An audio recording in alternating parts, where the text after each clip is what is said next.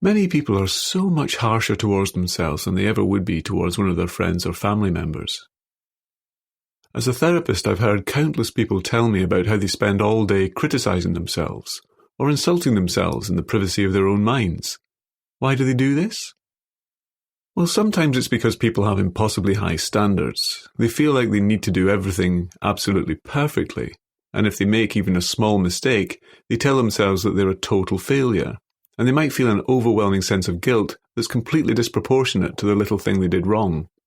Perhaps you can think of examples from your own life where you know you've been excessively harsh on yourself, where you dwelled excessively on something you did wrong, or where you were unfriendly, unfair, and unkind towards yourself.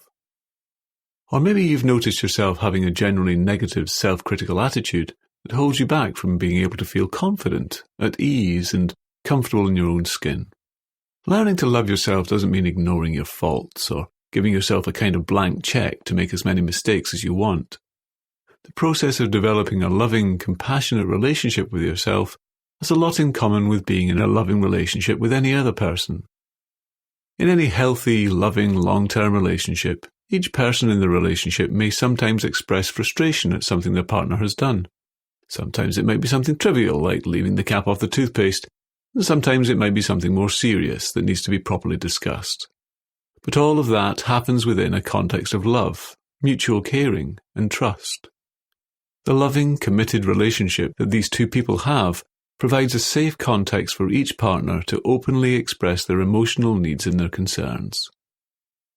Relationship expert Dr. John Gottman carefully observed many couples interacting, and he tracked which couples remained happy and fulfilled together over time.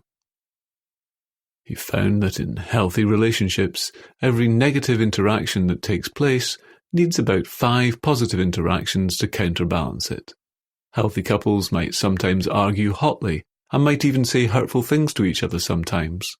But for every example of that happening in their relationship, there are 5 other times when they interact positively, affectionately, playfully, and lovingly. This research can also be applied to your relationship with yourself. As you learn to generally be kinder, warmer, and more loving towards yourself, you'll find that it becomes much easier to also be appropriately firm but fair with yourself when you make a mistake. Instead of excessively dwelling on your faults, you'll discover yourself being much more balanced in how you aim to do your best in life and to live in accord with your personal values, while also allowing yourself to be human.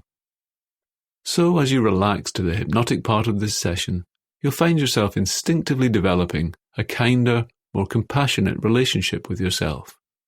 And once that starts to happen, you'll find that any disputes you have with yourself occur within a context of love, safety, and trust, just like it does in any healthy long-term relationship.